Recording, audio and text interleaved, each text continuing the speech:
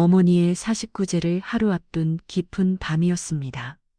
밤 10시 거실 한쪽에 마련한 작은 상 앞에서 어머니의 영정 사진을 바라보고 있을 때였어요. 툭툭 현관문을 두드리는 소리가 들렸습니다. 늦은 시간에 누구지 싶어서 문 쪽으로 다가갔어요. 누구세요? 라고 물어봤지만 아무런 대답이 없었습니다. 그런데 다시 툭툭 소리가 났어요. 혹시나 해서 조심스럽게 문을 열었는데 그 순간 온몸에 피가 얼어붙는 줄 알았습니다. 현관 앞에는 세상을 떠났다고 생각했던 제 어머니 황영순이 서 계셨습니다.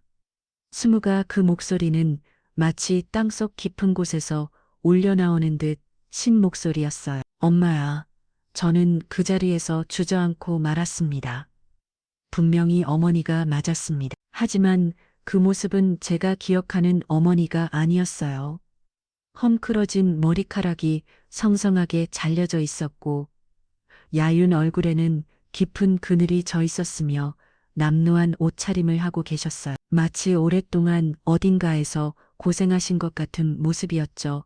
도저히 받아들일 수 없었습니다. 제가 직접 장례를 치르고 화장까지 마친 어머니가 제 앞에 나타나셨으니까요. 시작하기 전에 구독과 좋아요 꼭 눌러주시고 어디서 보고 계신지도 댓글로 알려주세요. 그럼 오늘의 이야기를 시작하겠습니다. 저는 이승욱 30대 IT 회사 직장인입니다. 서울에서 근무하고 있고 2년 전 박다혜와 결혼했어요.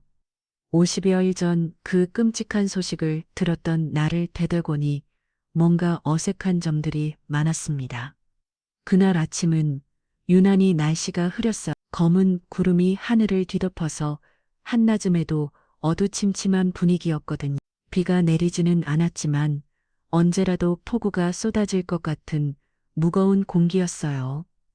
이상하게도 그날따라 마음이 불안하고 뭔가 일어날 것 같은 예감이 들었습니다.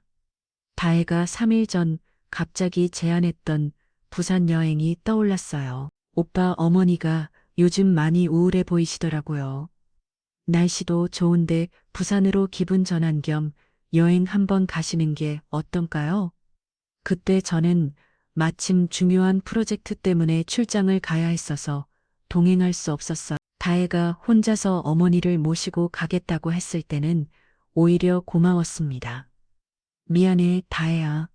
내가 같이 못 가서 괜찮아요. 오빠 어머니랑 둘이서 가면 더 편하게 다룰 수 있을 것 같아. 그동안 제대로 된 여행도 못 가보셨잖아요. 어머니는 처음에는 여행을 꺼리셨어요. 혼자 계시는 게 편하다고 하셨는데 다혜가 며칠에 걸쳐 정성스럽게 설득했다고 들었습니다. 결국 어머니가 마음을 바꾸셔서 3박 4일 부산 여행을 떠나게 되었어요. 오후 1시간 넘어서니까 하늘이 더욱 어두워졌습니다. 사무실 창문을 가득 메운 비주기를 보면서도 계속 어머니가 생각났어요. 부산 날씨는 어떨까 비는 안 오나 걱정이 됐거든요. 그런데 오후 2시 20분경 제 책상이 전화가 울렸습니다. 화면에 표시된 건 부산 지역 번호였어요. 어머니나 다혜가 숙소에서 걸어온 건가 싶어서 급히 받았습니다. 안녕하세요. 혹시 황영순 할머님의 가족분이신가요? 처음 듣는 남성의 목소리였어요. 30대 중반 정도로 들렸는데 말투가 무거웠습니다. 네, 아들입니다. 부산 해운대 경찰서 수사과에서 연락드립니다. 저는 최민호 경이라고 합니다. 경찰서라는 단어를 듣는 순간 심장이 콩 떨어지는 느낌이었어요. 뭔가 좋지 않은 일이 생겼다는 걸 직감적으로 알 수 있었습니다. 혹시 어머니께 무슨 문제라도 생긴 건가요? 오늘 오후 2시경에 해운대 해수욕장에서 사고가 발생했습니다. 할머니님께서 파도에 휩쓸리는 사고가 있었고요. 그 순간 머릿속이 하얗게 변했어요. 핸드폰을 든 손이 덜덜 떨렸습니다. 사고라니요? 그럼 어머니는 지금 어디에 현재 해안경찰과 함께 수색 작업을 진행하고 있습니다. 하지만 사고 발생한 지 벌써 1시간이 넘었고 오늘 조류가 상당히 빨라서 경찰관의 설명이 계속됐지만 제대로 귀에 들어오지 않았어요. 다만 수색, 실종, 조류 같은 단어들만 머릿속을 맴돌았습니다. 면을 이분께서 현장에서 직접 신고해 주셨고 지금도 해변에서 대기하고 계십니다. 할머니님의 소지품들은 모두 회수했지만 소지품이요? 네, 가방과 신발, 그리고 휴대폰이 물에 젖은 상태로 발견됐습니다. 신분증으로 신원을 확인했고요.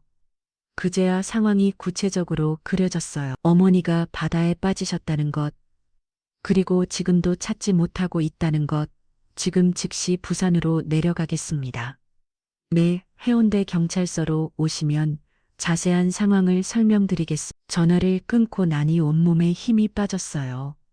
동료들이 무슨 일이냐고 물어봤지만 제대로 대답할 수가 없었어.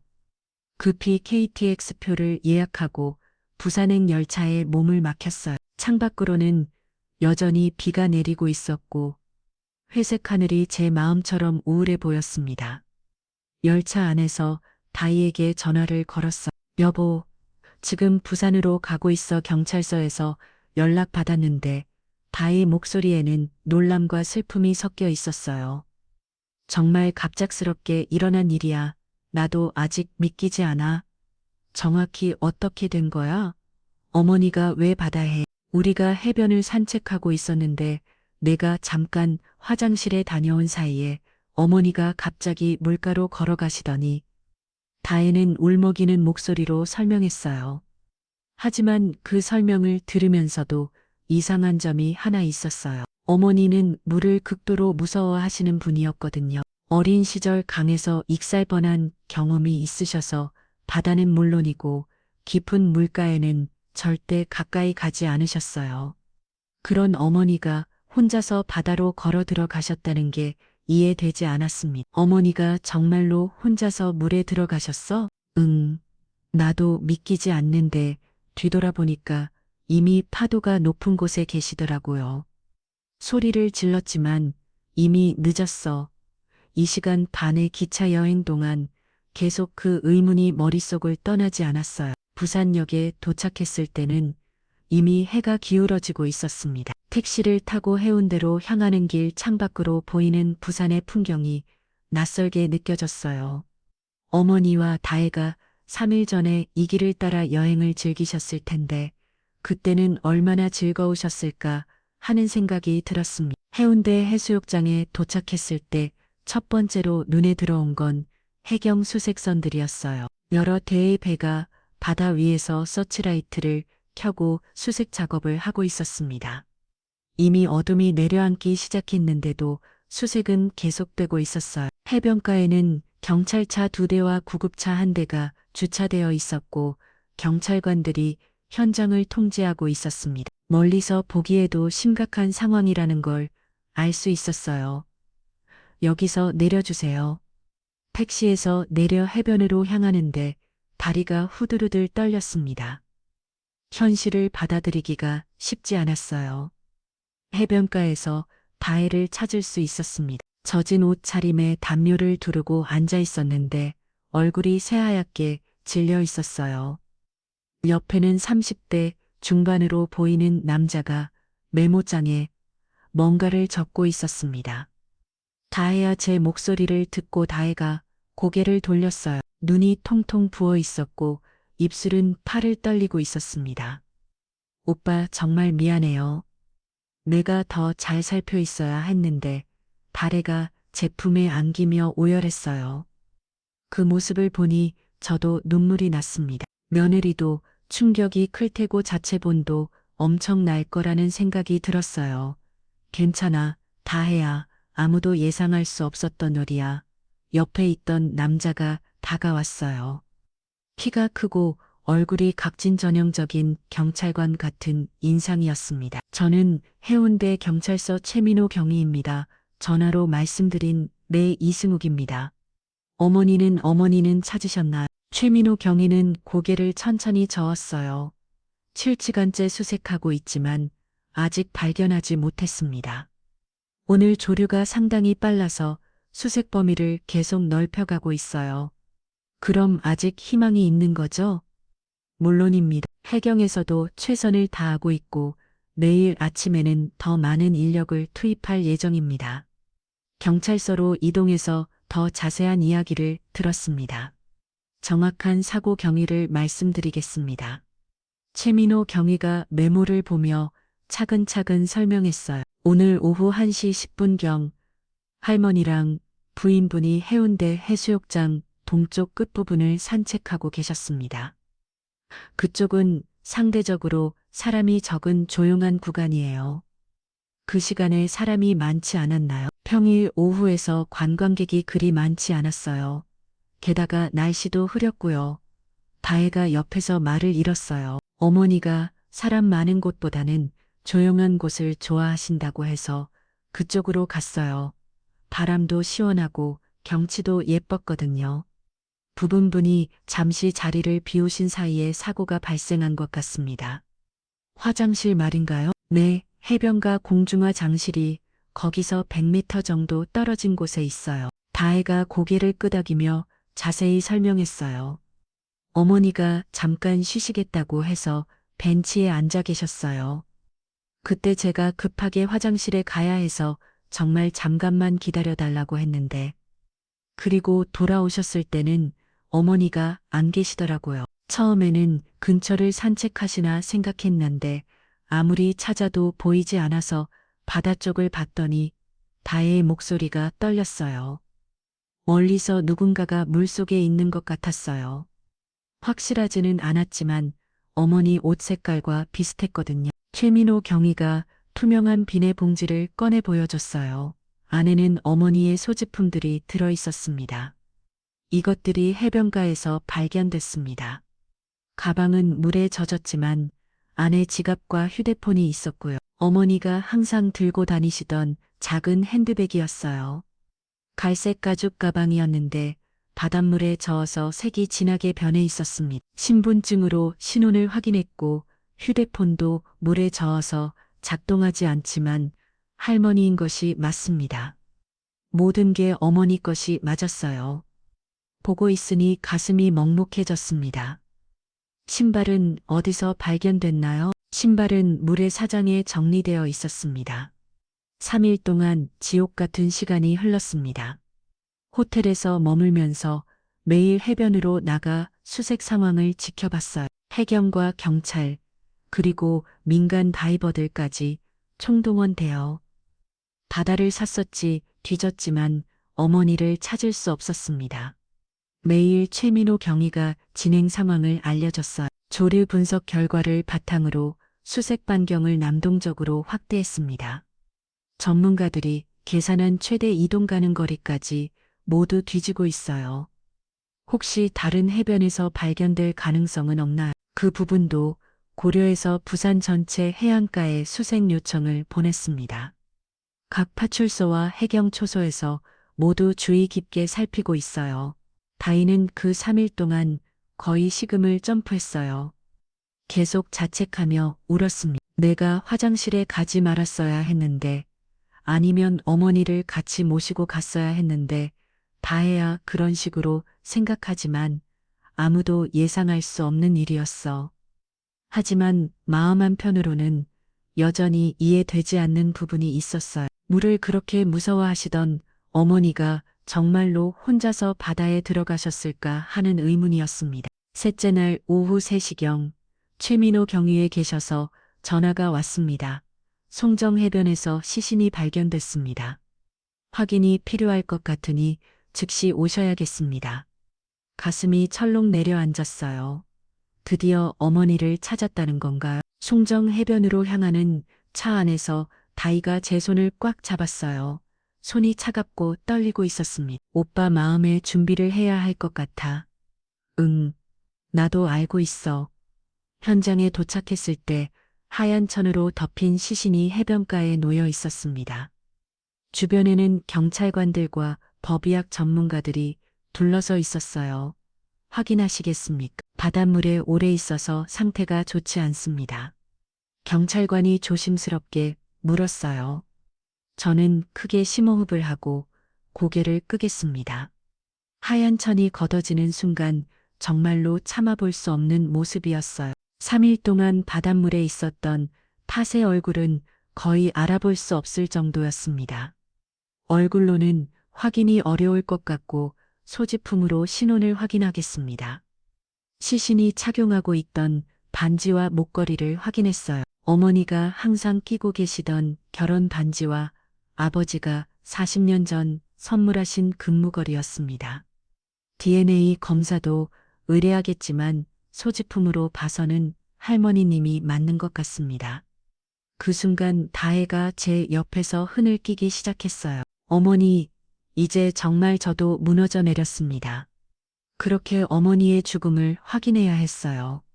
3일간의 수색이 그렇게 끝났고 우리는 어머니의 시신과 함께 서울로 돌아와 장례를 치르게 되었습니다. 서울로 돌아오는 길은 참으로 길었습니다. 3일 전까지만 해도 건강하게 여행을 떠나셨던 어머니가 이렇게 돌아오시다니. 서울역에 도착해서 장례식장으로 이동할 때 다혜가 모든 절차를 척척 처리하는 모습이 인상적이었어요. 저는 충격이 너무 커서 제대로 정신을 차릴 수 없었는데 다혜가 든든하게 모든 걸 맡아서 해줬습니다. 오빠 너무 힘들어 보여. 내가 다 알아볼게. 장례식장 상담실에서 다혜는 마치 이런 일을 여러 번 겪어본 것처럼 침착하게 모든 것을 결정했어요. 관의 종종, 꽃장식, 음식 준비까지 하나하나 꼼꼼히 챙겼습니다. 어머니가 생전에 좋아하셨던 국가로 장식해주세요. 하얀색으로요. 빈소는 며칠로 하시겠어요? 3일장으로 하겠습니다. 어머니가 화려한 걸 싫어하셨거든요. 다혜의 결정들은 모두 합리적이었어요. 어머니의 성격을 잘 아는 것 같았고 비용도 적절한 선에서 정했습니다. 평소 시어머니와 사이가 그리 좋지 않았다고 생각했는데 이렇게 정성스럽게 장례를 준비하는 모습을 보니 고마웠습니다. 다혜야, 정말 고마워. 내가 정신이 없어서 무슨 말이야. 오빠 어머니인데 당연한 일이지. 빈소가 차려지고 첫날 저녁부터 조문객들이 찾아오기 시작했어요. 어머니의 친구분들, 아버지 직장 동료들, 그리고 저희 회사 사람들까지 생각보다 많은 분들이 오셨습니다. 조문객들을 맞으면서 다혜의 모습을 지켜봤는데 정말 완벽한 면을 이었어요. 정중하게 인사하고 상언을 설명하고 음식을 대접하는 모든 과정이 자연스러웠습니다. 어머니가 갑자기 돌아가셔서 정말 안타깝네요. 네, 저희도 아직 믿기지 않아요. 여행 중에 이런 일이 생길 줄 몰랐거든요. 며느리 이분이 많이 충격받으셨겠어요. 현장에 함께 계셨다니 정말 순식간에 벌어진 일이라 제가 더 잘 봤어야 했는데 다혜는 같은 이야기를 수십 번 반복했지만 매번 진심 어린 톤으로 대답했어. 그런 모습을 보면서 저는 정말 좋은 사람과 결혼했다는 생각이 들었습니다. 둘째 날에는 더 많은 사람들이 찾아왔어. 어머니의 대학 동창들, 동네 이웃들, 그리고 멀리서 온 친척들까지 모두들 어머니의 갑작스러운 죽을 안타까워했습니다. 영순이가 수영을 못한다는 걸 알고 있었는데 왜 바다에. 그러게 말이에요. 어릴 때 물에 빠진 일이 있어서 평생 물을 무서워했는데 친척 어린들의 이야기를 들으면서도 같은 의문이 들었어요. 하지만 이미 일어난 일을 자꾸 의심한다고 해서 달라질 건 없었죠. 다혜는 이런 이야기들을 들을 때마다 더욱 자책하는 표정을 지었어요. 제가 더 세심하게 살펴봤어야 했는데, 혼자 두지 말았어야 했는데, 새 지날 오전 마지막 추도식을 마치고 화장장으로 향했습니다. 영구차를 따라가는 길에 다혜가 제 손을 잡고 말했어요. 오빠 어머니가 이제 편안한 곳으로 가시는 거요. 너무 슬퍼하지 마. 화장장에서의 마지막 작별은 정말 견디기 어려웠습니다. 관이 화장로 안으로 들어가는 순간 정말로 어머니를 영원히 보내드리는 것 같아서 눈물이 멈추지 않았어요. 이 시간 후 어머니의 유고를 받았을 때 그 무게가 이렇게 무거울 줄 몰랐습니다. 내 어머니가 이 작은 함 안에 들어있다는 게 실감이 나지 않았어요. 어머님, 낙골당에 모시는 게 어떨까? 다의 제안에 저는 고개를 저었습니다. 아직은 보낼 마음의 준비가 안 됐어. 당분간 집에 모시고 있자. 그럼 거실에 상을 차려드릴게. 집으로 돌아와서 다혜가 정성스럽게 추모 공간을 만들어줬어요. 거실 한쪽 선반 위에 유골함을 모시고 어머니의 영정사진을 놓았습니다. 그리고 향로와 꽃병을 준비해서 매일 향을 피울 수 있도록 했어요. 어머니가 좋아하셨던 사과와 배도 매일 올려드릴게요. 다혜는 정말 세진했습니다. 어머니의 취향을 잘 기억하고 있었고 제사장 차리는 법도 정확히 알고 있었어요. 그날 밤 처음으로 유골함을 모신 채로 잠자리에 들었는데 잠이 오지 않았습니다. 거실에서 미약하게 들려오는 시계 소리와 함께 어머니의 마지막 모습이 자꾸 떠올랐어요. 다혜도 잠을 못 이루는 것 같았어요. 옆에서 뒤척이는 소리가 계속 들렸거든요. 다혜야, 괜찮아? 그냥 아직 실감이 안 나. 나도 그래, 꿈 같아, 오빠. 우리 이제 정말 둘만 남았네. 그 말을 들으니 더욱 쓸쓸해졌어요. 이제 정말로 현늑은 다혜뿐이구나 하는 생각이 들었습니다. 장례가 어느 정도 정리되고 나서 가장 힘든 일이 기다리고 있었습니다. 호주에 있는 누나 지연에게 어머니의 사망 소식을 전해야 했거든요. 누나는 2년 전 사업차 호주시든 2로 이주했는데 마침 2달 전에 첫 아이를 출산한 상태였어요. 신생아를 돌보느라 정신없는 와중에 이런 소식을 들려드려야 한다니. 밤 늦은 시간 호주와의 시차를 계산해서 걷게 전화를 걸었습니다. 벨이 몇 번 울리는 누나의 목소리가 들렸어요. 승우가 이 시간에 무슨 일이야? 누나의 목소리는 피곤해 보였어요. 아마 아기 때문에 제대로 잠도 못 자고 있을 텐데. 누나 어머니가 말이 목에서 막혔습니다. 어떻게 시작해야 할지 모르겠더라고요. 왜 어머니가 어떻게 됐어? 혹시 편찮을 시기라도 한 거야? 누나 정신 차리고 들어. 어머니가 돌아가셨어. 전한 어머니로 침묵이 흘렀습니다. 몇 초인지 몇 분인지 알 수 없는 긴 침묵이었어요. 뭐라고 승우가 장난하는 거지? 부산에서 여행 중에 사고가 바다에서 실종되셨다가 3일 후에 발견됐어. 그때부터 누나의 울음소리가 전화기를 통해 들려왔습니다. 옥장이 무너지는 듯한 울음이었어요. 안 돼, 어머니가. 내가 지금 가야 해. 당장 비행기 표 끊을게. 누나. 아기가 너무 어린데 어떻게 와. 신생아를 두고 장거리 비행을 할 수는 없어. 그래도 어머니인데 어머니 마지막을 내가 못 봤는데. 누나의 목소리에서 자체감이 느껴졌어요. 하지만 현실적으로 불가능한 일이었습니다. 태어난 지 2달밖에 안 된 아기를 두고 14시간 비행을 할 수도 없고 아기를 이고 오기에는 너무 위험했어요. 누나 어머니가 이해하실 거야. 자절 돌보는 게 더 중요해. 승우가 정말 미안해. 내가 있어줘야 하는데 괜찮아. 누나 다혜가 많이 도와주고 있어. 너무 걱정하지 마.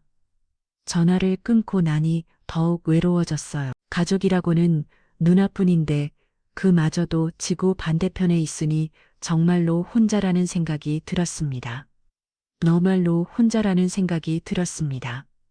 며칠 후 누나가 화상통화로 온라인 조문을 했어. 화면 속 누나는 눈이 통통 부어 있었고 옆에서는 갓난아기가 울고 있었습니다. 어머니, 정말 죄송해요. 딸이 마지막에 곁에 없어서 누나가 화면을 향해 절을 하며 오열했어요. 그 모습을 보니 저도 다시 눈물이 났습니다. 누나 괜찮아. 어머니가 다 이해하실 거야. 승우가 내가 더 자주 연락드렸어야 했는데 호주 와서 정신없다고 핑계만 댔어. 그런 식으로 생각하지만 누나도 더운 환경에서 적응하느라 힘들었잖아. 하지만 누나의 자책은 계속됐어. 어머니가 마지막에 외로우셨을 텐데 딸들이 곁에 없어서 누나 다혜가 함께 여행도 가고 잘 모셨어. 어머니도 좋아하셨고 그렇게 위로했지만 사실 저도 같은 생각이 들었어요. 만약 누나가 한국에 있었다면 어머니와 더 자주 만날 수 있었을 텐데 혹시 이런 일도 일어나지 않았을지도 모른다는 생각이 들었거든요. 며칠 후 누나에게서 또 전화가 왔어요. 승우가 내가 정말 못 가는 거 맞지? 아기를 누구한테 맡기고라도 누나 현실적으로 불가능해. 아기도 아직 너무 어리고 코로나 때문에 입국도 복잡하고 그럼 적어도 49제라도 그때는 어떻게든 가보려고 누나 무리하지 마. 어머니가 보고 계실 거야. 손자 잘 키우는 게 더 중요해.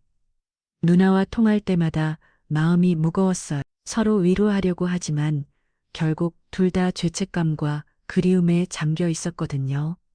그렇게 결국 저 혼자서 모든 것을 감당해야 했어요.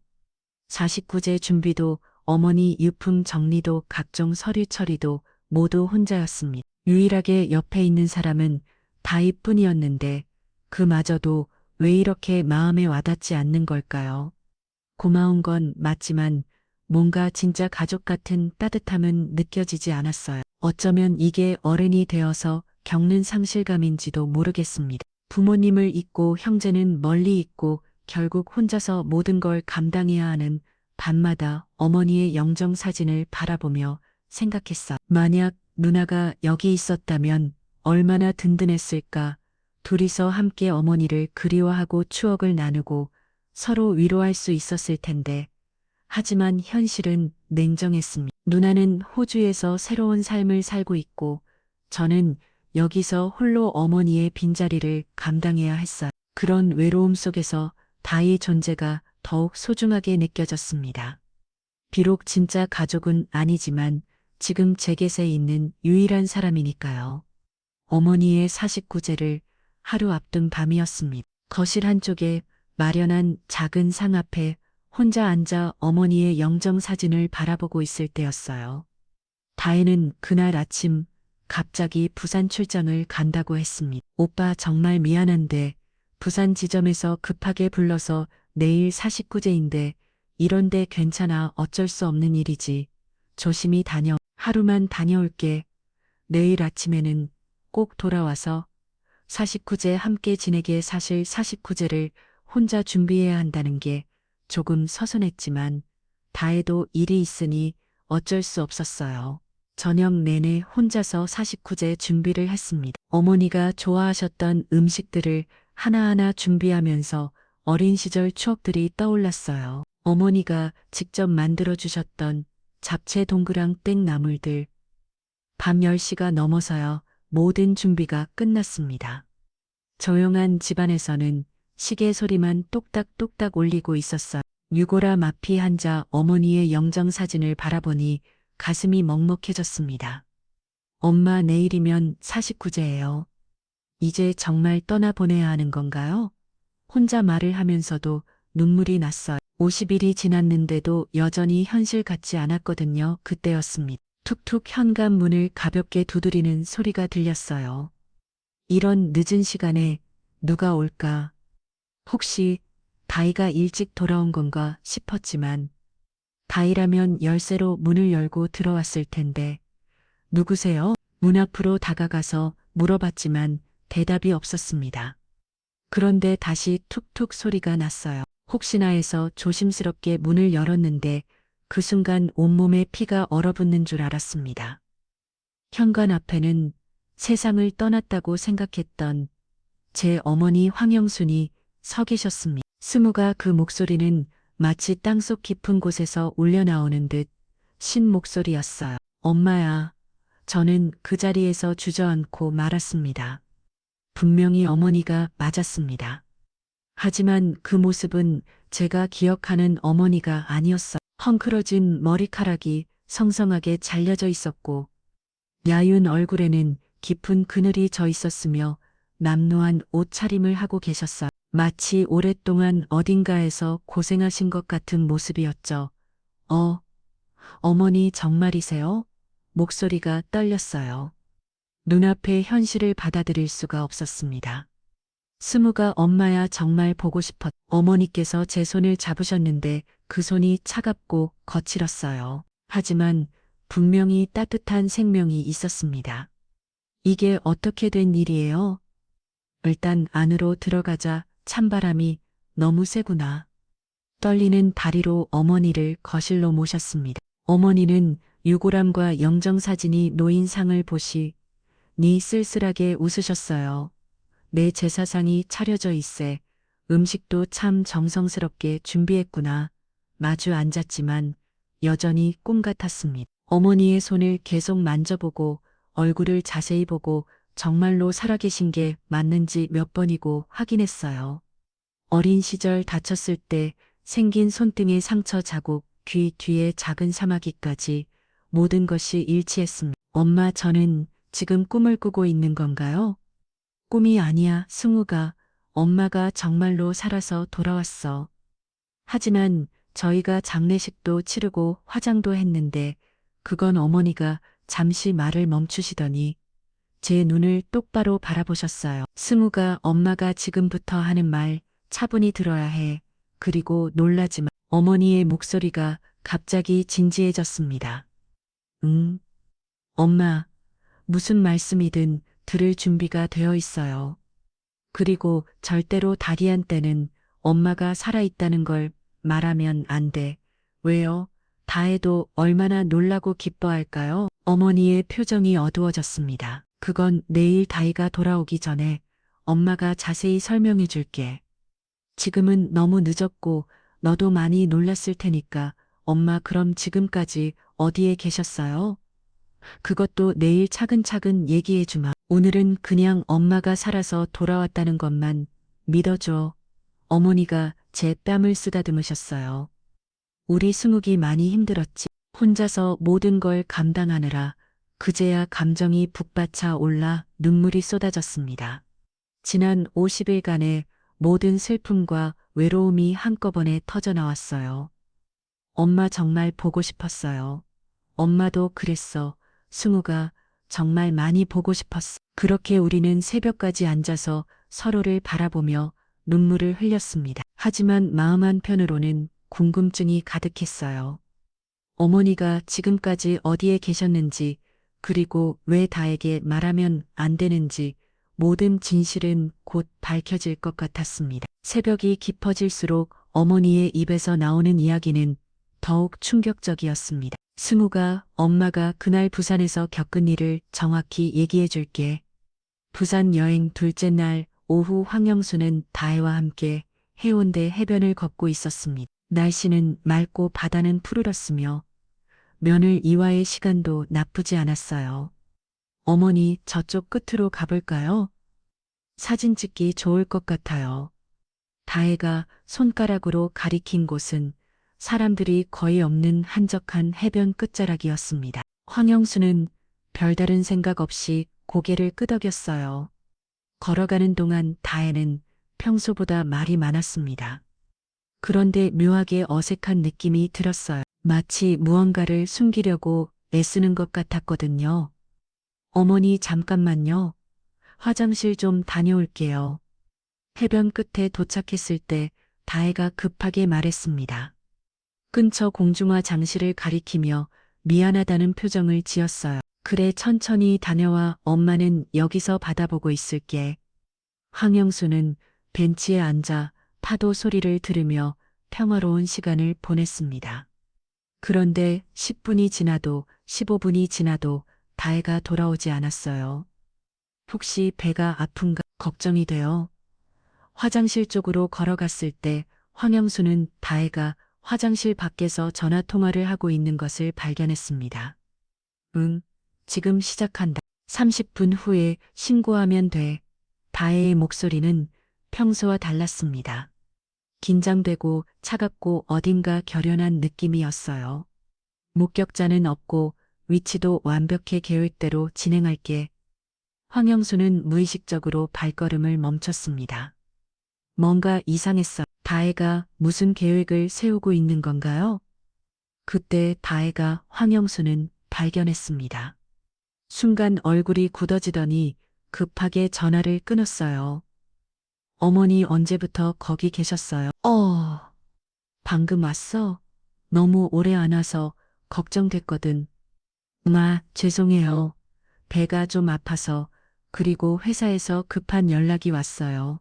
다혜는 어색하게 웃으며 핸드폰을 주머니에 넣었습니다. 하지만 그 웃음이 왜 그렇게 부자연스러워 보였을까요? 그럼 이제 돌아갈까? 아니요, 어머니. 조금만 더 걸어요. 여기 정말 예쁘잖아요.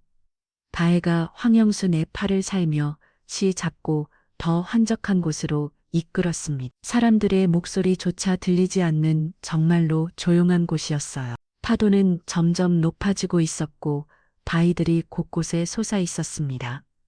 황영수는 왠지 모를 불안감이 들기 시작했어요. 다혜야, 이제 그만 돌아가자. 너무 위험해 보여. 조금만 더요. 저기 끝까지만 가보고. 그런데 그때 다혜의 표정이 갑자기 변했습니다. 평소의 다정함은 온데간데였고 차갑고 결연한 얼굴이었어요. 황영수는 다혜의 표정에서 섬뜩한 낯절을 물 느꼈습니다. 예전에 다정하고 친절하던 며느리가 아니었어요. 황영수는 숨이 턱 막히는 기분에 저도 모르게 한걸 물어줬어요. 다혜야, 왜 그런 표정을 짓는 거니? 어머니, 다혜가 천천히 입을 열었습니다. 그 목소리는 평소와 완전히 달랐어요. 감정이 전혀 없는 차가운 기계음 같았습니다. 정말 죄송합니다. 뭐가 죄송하다는 거야? 황영순이 의아해 아며 뒤돌아보려는 순간이었습니다. 갑자기 등 뒤에서 강한 힘이 밀려왔어요. 황영수는 순간적으로 균형을 잃고 바다 쪽으로 넘어졌습니다. 차가운 바닷물이 온 몸을 덮쳤어요. 파도가 높아서 금세의 깊은 곳으로 끌려 들어갔습니다. 황영수는 수영을 할 줄 몰랐어요. 물을 무서워했던 이유가 바로 이것 때문이었거든요. 도와주세요. 다혜야, 무리로 고개를 내밀어 소리쳤지만 다혜는 해변에 그냥 서서 지켜보고 있었어요. 주머니 구하려고 하지도 1,900호에 신고하려고 하지도 않았습니다. 황영수는 그 순간 깨달았어요. 이것이 사고가 아니라는 것을, 다혜가 의도적으로 자신을 바다에 발어넣었다는 것을. 다혜야, 왜 이러는 거야? 하지만 파도는 점점 높아지고 황영수 내 몸은 계속 가라앉았습니다. 코와 입으로 바닷물이 들어오고 의식이 흐려지기 시작했어요. 이제 죽는구나. 바닷물이 코와 입으로 들어오면서 의식이 점점 흐려졌습니다. 마지막으로 본 것은 해변에 서서 자신을 내려다보고 있는 다혜의 차가운 얼굴이었어요. 그리고 모든 것이 침침해졌습니다. 눈을 떠덜 때는 낯선 방이었습니다. 낡은 벽지가 붙어 있고 바닷 냄새가 진하게 나는 작은 방이었어요. 할머니 깨어나셨네요. 50대 중반으로 보이는 아주머니가 다가왔습니다. 얼굴이 햇볕에 그을려 있는 게 어부의 아내 같아 보였어요. 여기가 어디죠? 황영수 내 목소리는 쉬어 있었습니다. 바닷물을 너무 많이 마신 탓이었어요. 우리 집이에요. 우리 영감이 할머니를 바다에서 건져 올렸거든요. 바다에서 기억이 돌아오지 않았어요.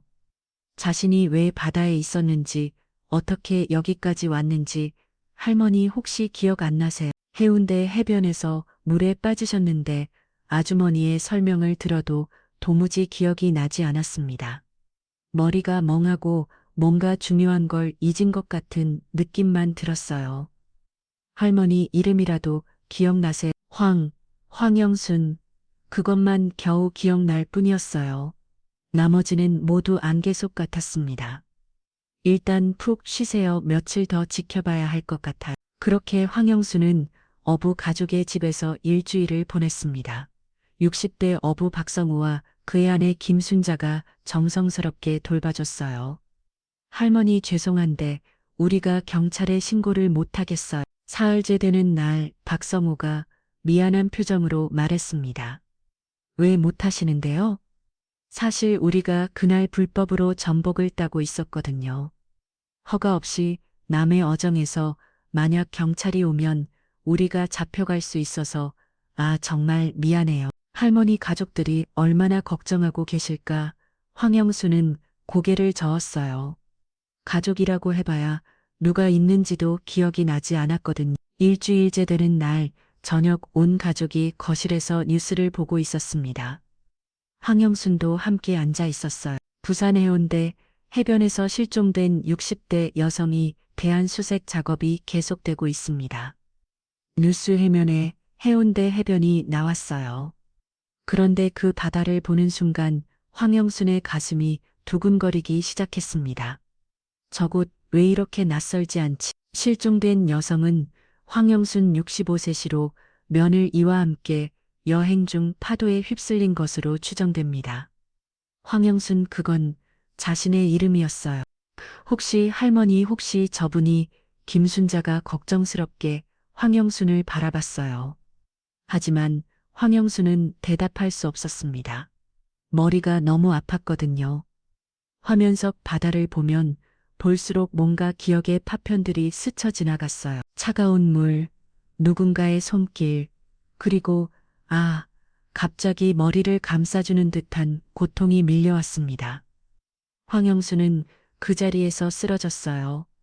할머니 김순자의 다급한 목소리가 멀어지면서 다시 의식을 잃었습니다. 다시 눈을 떠들 때는 모든 것이 선명했습니다. 수묵, 다혜, 부산 여행, 그리고 그날 해변에서 일어난 끔찍한 일까지.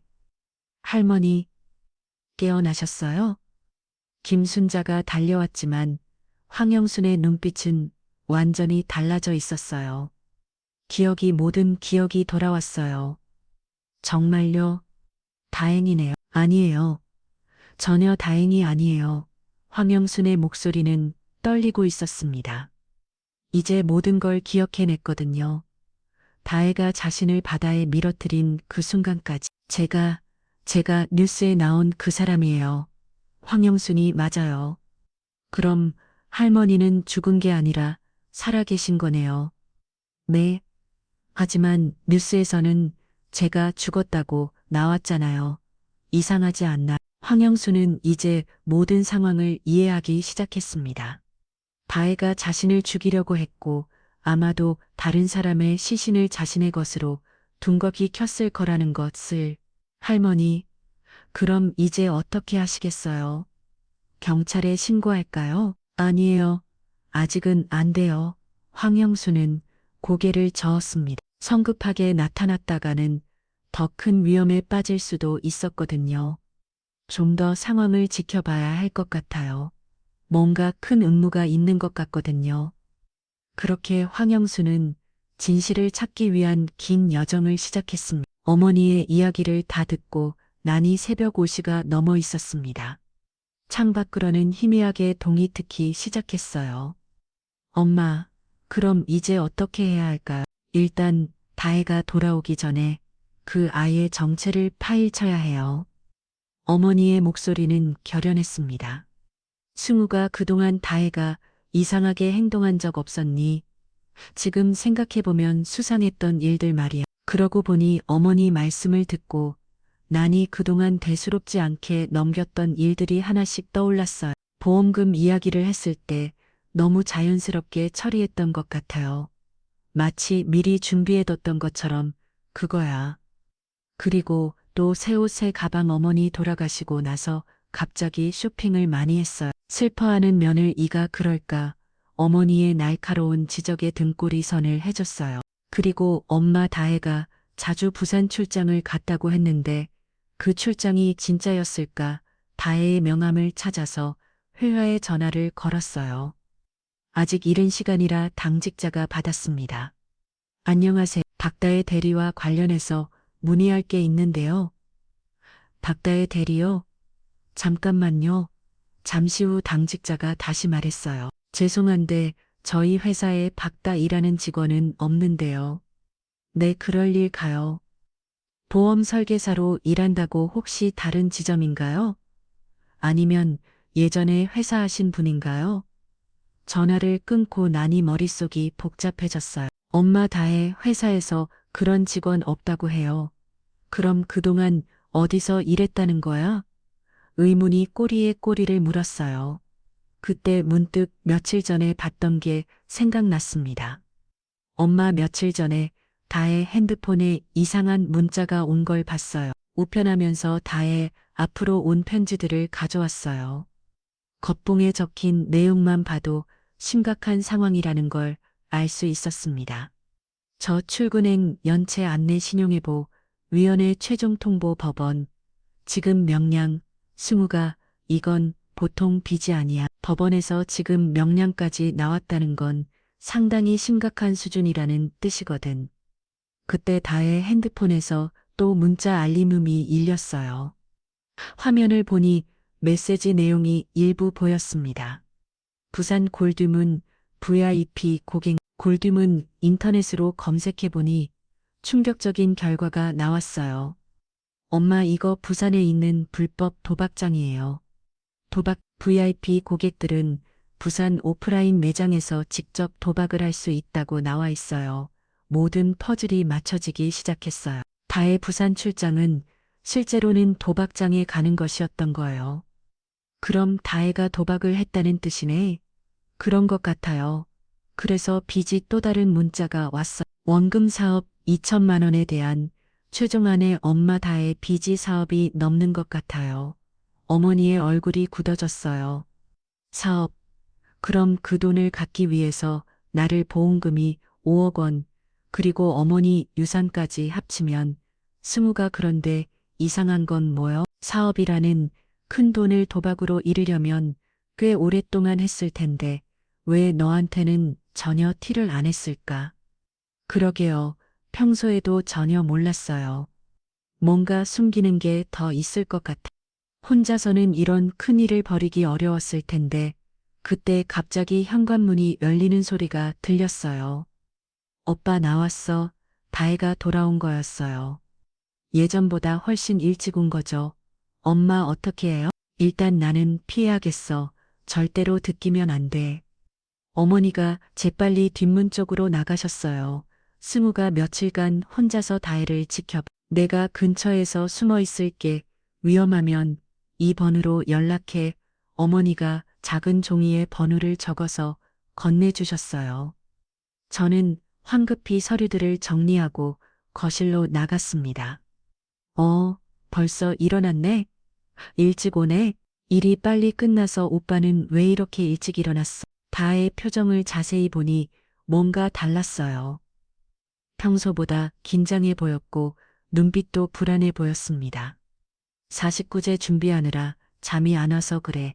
수고했어. 나도 좀 피곤하니까 씻고 잘게. 다혜가 가방을 들고 침실로 들어갔어요. 그런데 잠시 후 화장실에서 조용한 전화통화 소리가 들렸습니다. 응, 잘 다녀왔어. 아직 모르는 것 같아. 응, 조심할게. 누구와 통화하는 걸까요? 그리고 무엇을 조심한다는 걸까요? 다혜가 잠든 후 혼자서 생각을 정리했어요. 4억이 넘는 도박빚, 거짓 퇴사, 부산 도박장, 그리고 어머니를 바다에 밀어뜨린 일까지 모든 것이 돈 때문이었던 거네요. 하지만 아직 의문이 남았어요. 다혜 혼자서 이 모든 일을 계획하고 실행할 수 있었을까? 특히 시체 바꿔치기 같은 건 누군가 도와주는 사람이 있을 거라는 어머니 말씀이 맞는 것 같았어요. 그 사람이 누구일까요? 그리고 어떻게 찾아 수 있을까요? 이제부터 정말 조심스럽게 다혜를 지켜봐야겠어. 모든 걸 알고 있으면서도 모르는 척 연기해야 하니까요. 그 후 며칠간 저는 다혜를 조심스럽게 관찰했습니다. 모든 걸 알고 있으면서도 모르는 척 연기하는 게 이렇게 힘든 일인 줄 몰랐어요. 다의 행동 패턴에서 이상한 점들이 하나, 둘씩 보이기 시작했습니다. 우선 핸드폰을 극도로 조심스럽게 관리했어요. 평소에는 아무렇게나 두고 다녔는데 이제는 화장실 갈 때도 챙겨갔습니다. 다혜야 핸드폰 왜 항상 들고 다녀? 그냥 회사에서 급한 연락 올 수도 있어서. 하지만 다혜가 다니는 회사는 존재하지 않는다는 걸 저는 이미 알고 있었죠.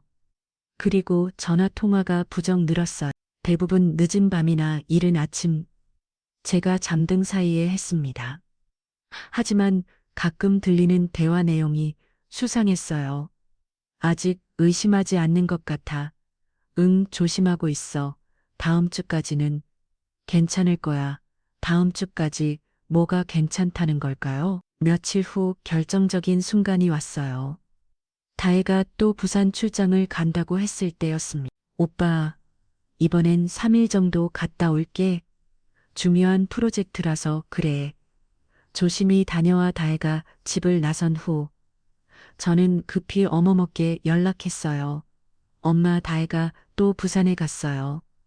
그럼 이번 기회에 확실히 알아보자. 어머니와 만나서 상의한 결과 사설 탐정을 고용하기로 했습니다. 혼자서는 한계가 있었거든요. 정의탐정사무소라는 간판이 걸린 오래된 빌딩에서 김태수 탐정을 만났어요. 부인의 행적을 조사하고 싶다고 하셨는데 혹시 불륜 의심인가요? 그것보다 더 심각한 문제일 수도 있습니다. 저는 어머니의 가짜 죽음부터 다의 이상한 행동들까지 모든 것을 설명했습니다. 탐정은 놀란 표정으로 메모를 해가며 들었어요. 이건 정말 복잡한 사건이네요. 단순한 불륜이 아니라 유산을 노린 계획적 범죄의 가능성이 높습니다.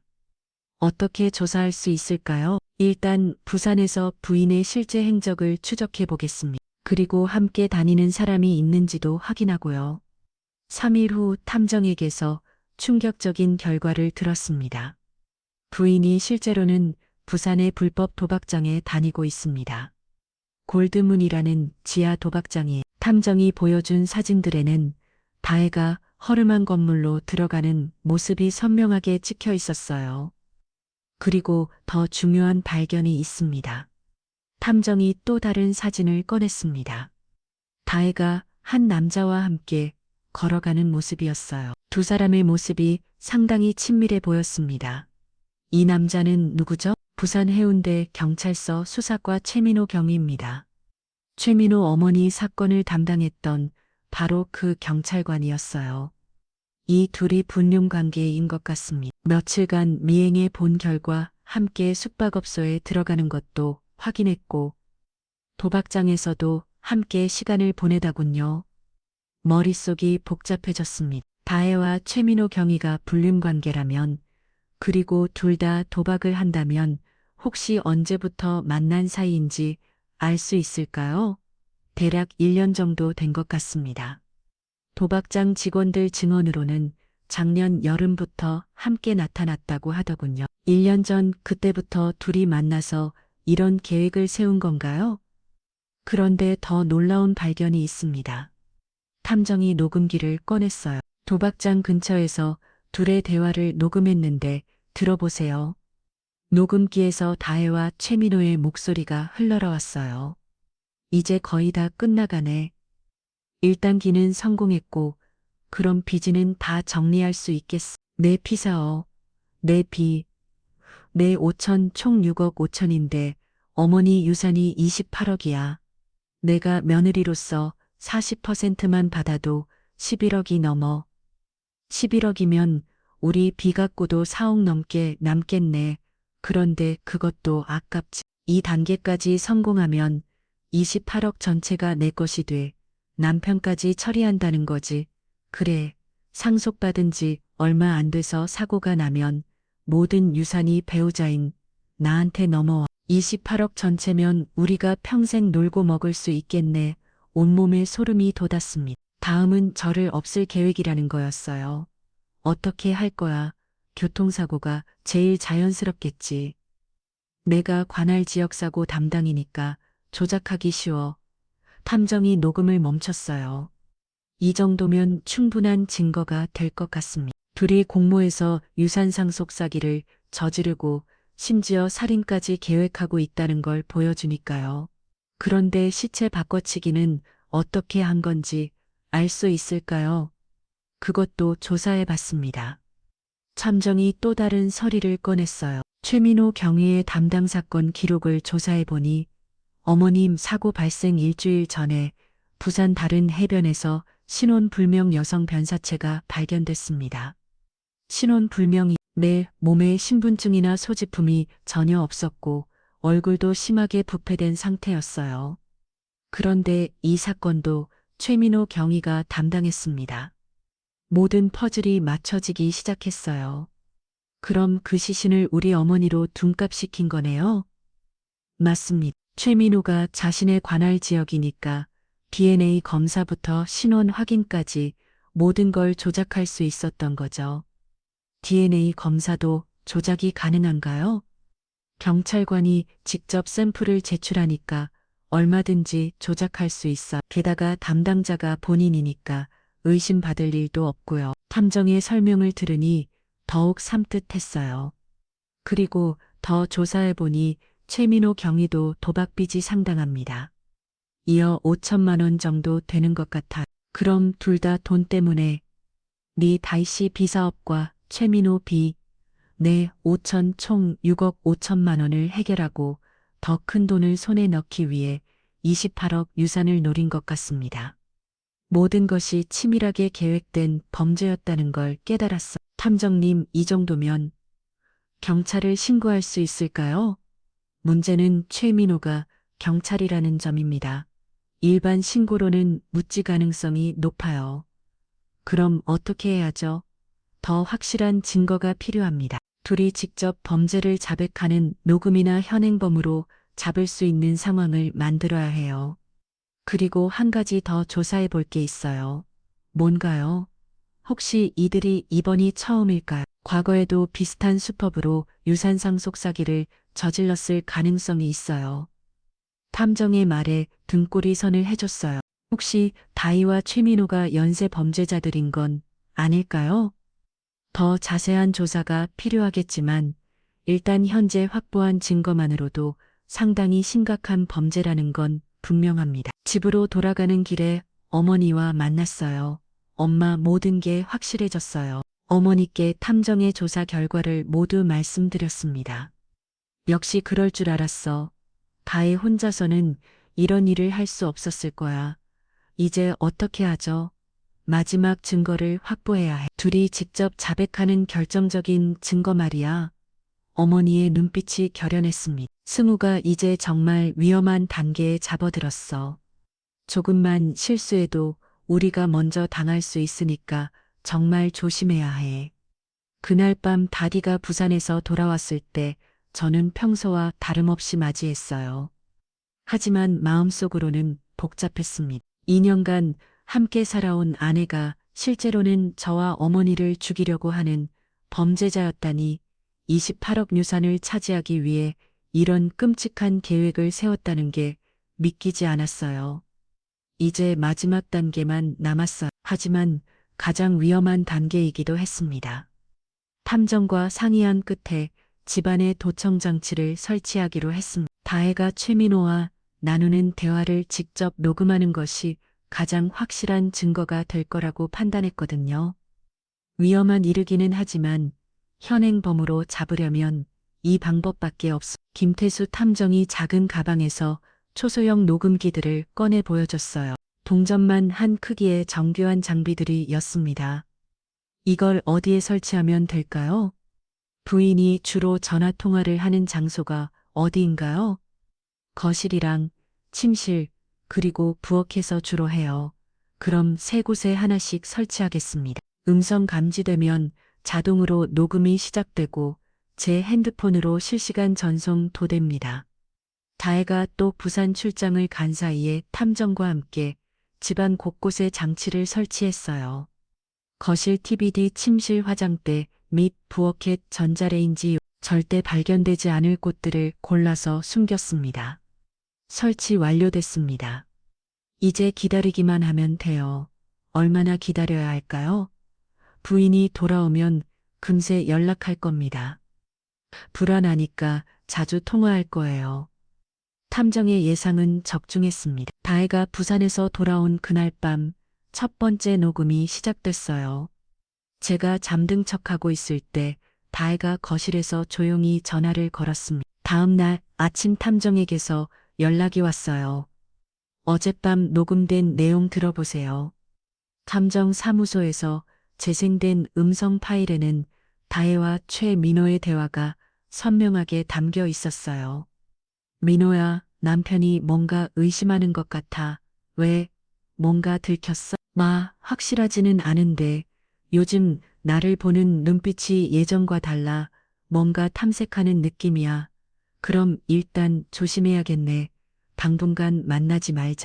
그래도 2단계 계획은 진행해야 하지 않아? 유산 정리가 끝나면 남편도 처리해야 하는데 급하게 하지 말고 좀 더 기다려보자. 의심받으면서 일을 저지르면 더 첫 번째 녹음만으로도 충분히 충격적이었지만 더 결정적인 내용이 필요했어요. 며칠 후 두 번째 녹음이 들어왔습니다. 민호야, 유산 상속 절차가 거의 끝나간다. 얼마나 받게 되는 거야? 일단 1차로 11억 2천만 원, 며느리 몫으로 40% 받는 거야. 그럼 우리 민 6억 5천 갖고도 4억 넘게 남네. 하지만 2단계까지 성공하면 이게 8억 전부가 낼 거야. 남편만 없으면 법적으로 모든 유산이 배우자인 나한테 넘어온다고. 이게 8억이면 정말 평생 놀고 먹을 수 있겠네. 그래서 빨리 2단계로 넘어가야 해. 너무 오래 끌면 의심받을 수도 있고. 세 번째 녹음에서는 더욱 구체적인 계획이 드러났습니다. 승욱이 처리는 언제 할 거야? 다음 주 정도가 적당할 것 같아. 49제도 끝났고 유산 상속도 정리되고 있으니까 어떤 방법으로 부산으로 불러내야 해. 어머니 사고 관련 보험 서류 처리하러 오라고 하면서 그럼 부산에서 보험회사가 현장 확인을 요구한다고 하면 올 수밖에 없어. 그리고 어머니 마지막 여행지니까 추모 차 온다고 해도 자연스럽고 구체적으로 어떻게 금요일에 부산으로 내려오라고 할 거야. 저녁에 어머니 추모하면서 술 한잔 하자고 해서 음주 상태로 만든 다음 해운대 뒷산도로에서 사고가 나는 걸로 꾸미면 돼. CCTV는 해운대 뒷산도로에 사각지대가 있어. 미리 확인해뒀거든. 그리고 사고 조사도 내가 직접 담당하면 되니까 완벽해. 온몸에 소름이 돋았어요. 이들이 제 죽음까지 구체적으로 계획하고 있었다니. 그럼 금요일이면 그날이 D-데이야. 그 다음 주에는 28억 전체가 내 통장으로 들어올 거야. 다혜야, 그런데 혹시 시어머니 일대처럼 다른 시체로 바꿔치기 할 필요는 없어. 아니야.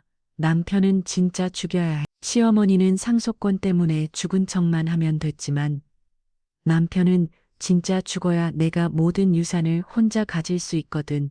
더 끔찍한 계획이었어요. 어머니는 죽은 척만 하면 됐지만 저는 정말로 죽여야 한다는 거였거든요. 네 번째 녹음에서는 범죄의 전모가 완전히 드러났습니다. 민호야, 처음 계획 세울 때 생각해봐. 2년 전에 골드문에서 만났을 때 말이야. 그때 우리 둘 다 빚 때문에 죽을 지경이었지. 내 도박비 2억 5천 내비사 도저히 갚을 방법이 없었는데 그때 내가 시어머니 유산 이야기를 했을 때 정말 눈이 번쩍대었어. 28억이라는 돈이 그냥 잠들어 있는데 며느리인 내가 조금만 노력하면 가질 수 있다는 거잖아. 시체 바꾸치기 아이디어는 정말 기가 막혔어. 신혼불명 변사체를 이용한다는 건 그것도 내가 경찰이라서 가능했던 거야. DNA 검사, 조작 신원 확인 사망, 신고 모든 게 내 손 안에 있었으니까 일단 걔는 완벽했어. 이제 2단계만 성공하면 22억 전체가 우리일 거야. 마지막 5번째 녹음이 가장 결정적이었습니다. 다혜야. 그런데 혹시 남편이 우리 관계를 의심하고 있는 건 아닐까? 설마 2년 동안 완벽하게 속여왔는데 그래도 조심해야 해. 만약 들키면 걱정 마. 금요일만 지나면 모든 게 끝내. 승욱이 죽으면 나는 슬픔에 빠진 미망인이 되는 거고 아무도 의심하지 않을 거야. 그 다음에는 한 6개월 정도 조용히 지내다가 자연스럽게 만나는 걸로 하자. 그리고 1년 후에 재혼하면 완벽해. 22억으로 신혼여행도 호화로 깨가고 평생 호강하며 살 수 있어. 모든 증거가 확보됐습니다. 이들의 치밀한 계획부터 범행 동기 실행 방법까지 모든 것이 녹음되었어요. 탐정이 만족스러운 표정으로 말했어요. 이 정도면 완벽한 증거입니다. 계획적 살인 예비 음모 유산 상속 사기, 시체 조작 경찰 권력 남용. 모든 범죄가 다 들어있어요. 이제 어떻게 하죠? 검찰에 직접 고발하겠습니다. 이런 증거가 있으면 경찰 내부에서 은퇴할 수도 없어요. 하지만 가장 급한 건 제 안전이었어요. 금요일까지 며칠밖에 남지 않았거든요. 일단 금요일에 부산 가자는 연락이 와도 절대 가시면 안 됩니다. 그리고 가능하면 다른 곳에 피해 계세요. 네, 알겠습니다. 그날 밤 어머니와 만나서 모든 상황을 설명했어요. 엄마, 이제 모든 증거가 확보됐어요. 내일 검찰에 고발하기로 했고요. 다행이다. 그런데 승우가 정말 조심해야 해. 이제 며칠 안 남았거든. 네, 알고 있어요. 금요일에 부산 오라고 해도 안 가기로 했고요. 그래도 안심할 수 없어. 혹시라도 계획이 바뀔 수도 있으니까 어머니의 걱정이 맞았습니다. 이들은 28억이라는 거액을 위해서라면 무엇이든 할 수 있는 사람들이었거든요. 하지만 이제 모든 준비가 끝났어요. 다혜와 최민호의 범죄를 세상에 알릴 결정적인 증거를 확보했으니까요. 드디어 정의의 심판이 시작될 때가 온 것입니다. 다음 날 아침 김태수 탐정과 함께 서울중앙지검을 찾았습니다. 모든 증거 자료를 담은 가방을 들고 김철민 검사를 만났어요. 이런 대규모 범죄라니 정말 충격적이네요. 김철민 검사는 녹음 파일들을 들으며 놀란 표정을 지었습니다. 28억 유산을 노린 계획적 살인 음모라는 것 자체가 사회적으로 큰 파장을 일으킨 사건이었어요. 경찰관이 관련되어 있다는 점이 특히 심각합니다. 즉시 수사에 착수하겠습니다. 언제쯤 체포할 수 있을까요? 오늘 중으로 영장을 신청하고 내일 새벽에 동시 체포하겠습니다. 둘이 연락을 주고받으면서 증거를 인멸할 가능성이 있으니까요. 그날 밤은 긴장 속에서 보냈어요. 내일이면 모든 것이 끝날 거라는 생각에 잠이 오지 않았습니다. 새벽 6시 집 앞에 검찰 수사관들이 나타났어요. 박다혜 씨 유산 상속사 기미 살인 음모 혐의로 긴급 체포합니다. 다혜는 잠옷 차림으로 끌려나가면서도 믿을 수 없다는 표정이었어요. 오빠, 이게 무슨 일이야? 왜 나를 잡아가는 거야? 하지만 저는 대답하지 않았습니다. 그동안 숨겨왔던 모든 진실을 이제 세상에 알릴 때가 왔으니까요. 같은 시간 부산에서도 최민호 경위가 체포됐습니다. 경찰서에 출근하던 중 검찰 수사관들에게 붙잡힌 거죠. 최민호 경위 공무집행 방해 및 살인 음모 혐의로 긴급 체포합니다. 이게 무슨 누가 신고한 거야? 하지만 증거는 명확했습니다. 며칠간의 도청 녹음과 탐정의 조사 자료, 그리고 무엇보다 살아있는 환영순의 증언까지 언론에서는 이 사건을 28억 유산 살인 음모 사건이라고 부르기 시작했어. 경찰관과 면위위가 공모해서 시어머니를 살해하려 했다는 충격적인 28억 원의 유산을 노린 치밀한 범죄 기획 시체 바꿔치기까지 동원된 전대미문의 사기극 모든 언론이 이 사건에 주목했습니다. 한 달 후 본격적인 재판이 시작됐어요. 서울중앙지법 대법정에는 수많은 방청객들과 기자들이 몰려들었습니다. 사회적 관심이 그만큼 컸던 거죠. 피고인 박다혜, 최민호는 2023년부터 약 1년간 불륜 관계를 유지하면서 피해자 환영순의 28억 원 유산을 탈취하기 위해 치밀한 범죄를 계획했습니다. 검사의 기소장 낭독이 시작됐어요. 피고인들은 도박빚 총 6억 5천만 원을 해결하고 거액의 유산을 차지하기 위해 1단계로 환영순을 살해한 것처럼 위장하고 1단계로 남편 이스모까지 살해할 계획을 세웠습니다. 법정이 앉은 다혜와 최민호의 얼굴은 창백했어요. 특히 다혜는 계속 고개를 숙이고 있었습니다. 먼저 시체 바꿔치기 과정부터 설명하겠습니다. 검사가 준비한 자료들을 제시하기 시작했어요. 피고인 최민호는 자신의 관할 지역에서 발생한 신원불명 여성 변사체를 이용해 환영순의 추궁을 조작했습니다.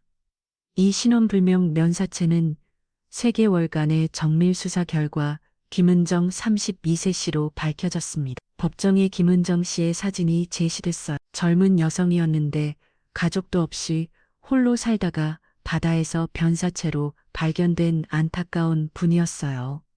지금은 정 씨는 부근에서 혼자 살며 카페 아르바이트를 하던 중 실종됐고 사화로 바다에서 변사체로 발견됐습니다. 피고인 최민호는 이분의 신원을 환영순으로 조작해 사망 신고를 했습니다. 방청석에서 탄식 소리가 들렸어요. 무고한 김은정 씨까지 이들의 범죄에 이용당한 것이었습니다. 그리고 이것이 피고인들의 범행을 입증하는 결정적 증거입니다. 검사가 녹음기를 틀었어요. 법정에는 다혜와 최민호의 생생한 대화가 울려 퍼졌습니다. 28억 전체가 우릴 거야. 승욱이 죽으면 나는 슬픔에 빠진 미망인이 되는 거고. 금요일이 D-데이야. 법정 안이 숨죽이며 녹음을 들었어요. 피고인들의 차가운 계산과 잔혹한 계획이 고스란히 드러났습니다. 다음은 피해자 황영순 씨의 증언을 듣겠습니다. 드디어 어머니가 증인석에 서셨어요. 2개월 만에 공개적으로 모습을 드러내는 순간이었습니다. 피고인 박다희가 저를 바다에 밀어뜨렸습니다. 그리고 구하려고 하지 않았어요. 분명히 죽이려는 의도였습니다. 어머니의 증언이 이어졌어요. 1달 넘게 숨어진 해면서 제 집 주변을 지켜봤는데 다혜위는 슬퍼하는 면을 이가 아니라 마치 자유를 얻은 사람 같았습니다. 제가 죽었다고 생각하고 새 옷을 사고 유산상속 절차를 밟는 모습을 보고 확신했어요. 이 모든 게 계획된 일이라는 것을. 방청석에서는 놀라움과 분노의 목소리가 터져나왔어요. 이어서 김태수 탐정의 증언도 있었습니다. 피고인들을 3개월간 미행한 결과 둘의 붙는 관계와 도박 행적 그리고 구체적인 범행 계획까지 모두 확인했습니다. 재판이 진행될수록 다혜와 최민호의 변명은 궁색해졌어요. 저는 정말 사랑했어요. 승욱 오빠를 정말로. 다혜가 울먹이며 말했지만 이미 모든 증거가 제시된 상태였어. 사랑하는 사람을 죽이려고 계획을 세웠다는 말입니까? 그건 제가 아니라 그럼 누구입니까? 녹음에는 분명히 당신 목소리로 승욱이 죽으면 이라고 나와 있는데 변호인도 별다른 반박을 하지 못했어요. 증거가 너무나 명확했거든요. 최민호 역시 마찬가지였습니다. 경찰로서 시민을 보호해야 할 의무가 있음에도 불구하고 오히려 범죄 가담하고 증거를 조작했습니다. 이는 공무원으로서 용납될 수 없는 중대한 배신행위입니다. 3개월간의 재판 끝에 선고일이 다가왔어 판사가 엄숙한 목소리로 판결을 읽기 시작했습니다. 피고인 박다혜는 계획적 살인 음모, 유산 상속 사기, 시체 조작 등의 제명으로 징역 15년을 피고인 최민호는 살인 음모, 공무집행 방해 증거 인멸 등의 제명으로 징역 12년을 선고합니다. 법정에서 탄식 소리가 들렸어요. 다혜는 그 자리에서 무너져 내렸고 최민호는 고개를 떨구고 있었습니다. 특히 피고인 박다혜는 2년간 피해자 가족을 속이며 범행을 준비했고 28억 원이라는 거액을 탈취하려 했으며 심지어 남편까지 살해하려 했던 점을 고려하여 주경을 선고합니다. 피고인 최민호는 경찰관이라는 지위를 악용해 범죄에 가담했으며 이는 사회에 큰 충격을 중대한 범죄입니다. 재판이 끝나고 법정을 나서는 길에 기자들이 몰려들었어요. 피해자 유족으로서 소감한 말씀 28억 유언을 되찾은 기분이 어떠신지. 하지만 저는 대답하지 않았습니다. 지금은 그럴 기분이 아니었거든요. 집으로 돌아가는 길에 어머니와 함께 김은정 씨의 무덤을 찾았어요. 은정 씨 정말 죄송합니다. 저희 때문에 이런 일에 휘말리게 해서. 어머니가 무덤 앞에서 깊이 절을 올렸습니다. 이제라도 진실이 밝혀져서 다행입니다. 편히 쉬세요. 김은정 씨는 가족도 없이 홀로 살다가 이런 범죄에 이용당한 안타까운 분이었어요. 저희는 그분의 장례를 다시 치러드리고 제대로 된 묘자리도 마련해드렸습니다. 집에 돌아와서 어머니와 함께 차를 마시며 지난 몇 개월을 돌아봤어요. 엄마 정말 힘드셨죠? 괜찮다. 진실이 밝혀졌으니까 이제 어떻게 하실 거예요? 새로운 곳에서 새로 시작해 보려고 해. 너도 트라우마가 클 텐데 함께 새 출발하는 게 어떨까? 어머니의 제안에 고개를 끄덕였어요. 이 집에는 너무 많은 아픈 기억들이 남아 있었거든요. 다혜와 최민호는 결국 그 15년, 12년의 중형을 받았습니다. 28억을 노린 탐욕이 결국 자신들의 인생을 망친 것이었어요. 하지만 무엇보다 다행인 건 어머니가 살아계시다는 것이었습니다. 그리고 진실이 세상에 밝혀졌다는 것, 정의는 늦었지만 결국 승리했습니다. 재판이 끝나고 한 달 후 어머니와 저는 제주도로 이주했습니다. 서울에는 너무 많은 아픈 기억들이 남아 있었거든요. 제주시 외곽의 조용한 마을에 작은 펜션을 얻어서 새로운 삶을 시작했어요. 바다가 보이는 곳이었는데 처음에는 어머니가 바다를 무서워하실까봐 걱정했지만 오히려 좋아하셨어요. 이제는 무서운 바다가 아니라 평화로운 바다야. 어머니의 말씀을 안도했습니다. 처음 몇 달은 정말 힘들었어요. 저는 밤마다 악몽에 시달렸고 어머니도 깊은 잠을 못 이루셨습니다. 승우가 우리 병원에 가보자. 어머니의 권유로 제주대학교 병원 정신건강의학과를 찾았어요. 트라우마 전문의사인 김소영 교수님을 만났습니다. 이런 충격적인 일을 겪으시면 PTSD가 생기는 게 당연합니다. 부끄러워하실 필요 없어요. 김소영 교수님은 친절하게 설명해 주셨어요. 치료에는 시간이 걸리지만 충분히 회복하실 수 있습니다.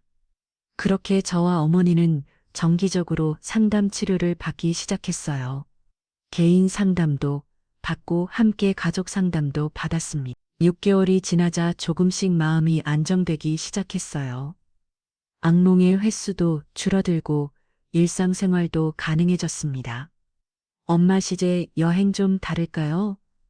그래, 좋은 생각이다. 첫 번째 여행지는 경주였어요. 불국사와 석굴암을 둘러보며 마음의 평화를 찾으려고 했습니다. 여기 오니까 마음이 차분해지네. 어머니가 불상 앞에서 기도를 올리시는 모습을 보며 저도 마음이 편안해졌어요. 두 번째는 강릉이었습니다. 바다를 보며 커피를 마시고 해변을 걸었어요. 이번에는 무서운 바다가 아니라 치유의 바다였습니다. 스무가 다혜 때문에 상처받은 것 같아서 미안하다. 엄마 그런 말씀 마세요. 저도 제대로 못 알아봐서 이제 다 잊자. 우리는 새로운 사람들을 만나고 새로운 삶을 살면 돼. 세 번째는 부산이었어. 처음에는 가기 싫었지만 어머니가 꼭 가보자고 하셨습니다. 그 아픈 기억을 좋은 기억으로 바꿔보자. 해운대 해변에 도착했을 때는 가슴이 두근거렸어요. 하지만 어머니와 함께 걸으니 예전과는 다른 느낌이었습니다. 여기서 새로운 추억을 만들자. 우리는 해변에서 사진도 찍고 회도 먹고 평범한 여행객처럼 시간을 보냈어요. 1년이 지나자 완전히 새로운 일상이 자리 잡았습니다. 제주도에서 작은 게스트하우스를 운영하기 시작했어요. 바다가 보이는 집이라는 이름을 붙였습니다. 어서 오세요. 편안하게 쉬다 가세요. 어머니는 투숙객들에게 정성스럽게 아침 식사를 준비해 주셨고 저는 청소와 운영 업무를 맡았어요. 손님들 중에는 저의 이야기를 알고 찾아오는 분들도 있었어요. 정말 힘드셨겠어요. 하지만 이렇게 새로운 삶을 사시는 모습이 대단해요. 저희도 처음에는 잘망적이었는데 시간이 지나니까 조금씩 괜찮아지더라고요. 때로는 비슷한 상처를 가진 분들이 찾아와서 상담을 구하기도 했어요. 저희의 경험이 다른 사람들에게 도움이 된다는 걸 알고 보람을 느꼈습니다. 그리고 무엇보다 중요한 일이 하나 더 있었어요. 매월 둘째 주 토요일에는 부산에 있는 김은정 씨의 묘를 찾아뵙는 것이었습니다. 은정 씨, 안녕하세요. 또 찾아뵙네요. 어머니는 항상 은정 씨가 좋아했을 만한 꽃을 가져가셨어요. 조국화 코스모스 해바라기, 은정 씨 덕분에 저희가 진실을 밝힐 수 있었어요. 정말 김은정 씨는 22살의 젊은 나이에 세상을 떠난 분이었어요. 가족도 없이 혼자 살면서 카페에서 아르바이트를 하며 꿈을 키워가던 평범한 여성이었습니다. 저희는 은정 씨를 위한 작은 장학금도 만들었어요. 은정 장학회라는 이름으로 어려운 환경에서 꿈을 키우는 젊은 여성들을 돕는 일을 시작했습니다. 은정 씨의 뜻을 이어서 다른 사람들에게 도움이 되고 싶어요. 매년 은정 씨의 기일에는 장학금 수요식도 열었어요. 은정 씨처럼 혼자서도 꼿꼿하게 살아가는 젊은 여성들을 응원하는 의미였습니다. 2년이 지난 지금 저와 어머니는 완전히 다른 사람이 되었어요. 어머니는 70살이 가까운 나이에도 불구하고 매일 아침 바다를 보며 산책하시고 손님들을 위해 정성스럽게 요리하십니다. 이 나이에 이런 새로운 경험을 하게 될 줄 몰랐어. 후회 안 하세요? 전혀, 오히려 더 의미 있는 삶을 사는 것 같아 저도 마찬가지예요. 트라우마는 아직도 완전히 사라지지 않았지만 일상생활에는 지장이 없습니다. 가끔 악몽을 꿀 때도 있지만 어머니가 옆에 계시니까 금세 괜찮아져요. 그리고 무엇보다 소중한 깨달음을 얻었습니다. 돈이나 재산보다 소중한 건 가족의 사랑이라는 것. 그리고 진실은 언젠가 반드시 밝혀진다는 것. 다혜와 최민호는 28억이라는 거액을 노리고 그렇게 치밀한 계획을 세웠지만 결국 그들이 얻은 건 15년, 12년의 감옥살이 뿐이었어요. 반면 저희는 돈은 잃었지만 더 소중한 것들을 얻었습니다. 서로에 대한 더 깊은 사랑, 진정한 평화, 그리고 다른 사람들을 도울 수 있는 기회까지. 승우가 정말 다행이다. 우리가 이렇게 함께 있을 수 있어서 저도요.